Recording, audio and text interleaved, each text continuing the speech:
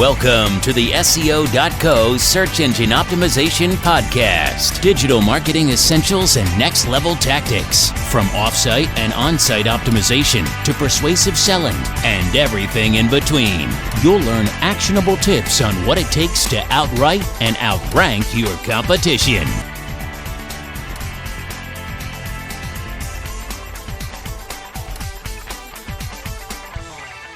Hello and welcome back. In our previous episodes, we've been talking all about how you can create your content marketing strategy. We've given you all the steps that you need to get that written down and create a plan that will yield you the best results. And today I want to start into how you can launch that content marketing strategy. And formally launching your content marketing strategy can be a bit scary at first, but you need to keep in mind that it really is a gradually evolving process and it takes time. So things won't be perfect off the bat. Don't expect perfection or you'll be disappointed. But you'll always have time to make adjustments and improve your performance over time. So first, you're going to need to consider how you're going to allocate your resources. And if you're following the steps in this guide, then you have a general plan in place, including who's responsible for what. But how exactly do you envision those responsibilities playing out? One of the biggest questions you'll have to answer is what type of human resources you'll be working with in your content marketing efforts. Generally, you'll have three options. They're hiring a team of full-time in-house employees, leveraging the power of independent contractors, or hiring a specialized agency. And there are some distinct advantages and disadvantages to consider for each of those options. And I'm going to expound on that here. So to begin with, let's talk about in-house employees. So in-house employees tend to give you the highest degree of control, transparency, and accountability, but they also tend to be the most expensive option.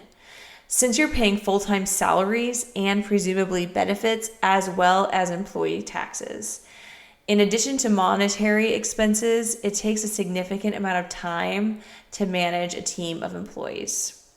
When it comes to contractors, that gives you a higher degree of flexibility since they require less management than full-time employees. It's kind of a a la carte menu of skill specialization, and they also tend to be less expensive than full-time employees overall, though they are commonly more expensive by the hour. However, building a team of solid contractors is difficult, and relationships tend to be less stable as they are likely to come and go. And then when it comes to working with an agency, compared to the other two options, it's generally quite affordable. Hiring an agency gives you access to a team of specialists, and it allows you to tap into established relationships and relegates project management and other administrative tasks to the agency, which in turn will free up your time for other things. One of the negatives here is that this usually means that you'll have less control and visibility into the process. But this, of course, depends on the agency. So depending on the size and scope of your campaign, many companies opt for a hybrid model. For example, they may have one full-time team member who's in charge of managing the agency relationship for the brand. Another thing to take into consideration is the time and cost. It's easy to lose sight of the fact that your return on investment depends directly on how much you're investing in the strategy to begin with. This doesn't mean that you should officially stifle your costs. In fact, if you invest wisely, a greater investment can often yield a greater return. However, you need to acquire this information so that you can use it to judge the effectiveness of your campaign. So be sure to factor in everything you can, including all employee costs and how much time you're spending on executing each element of your strategy.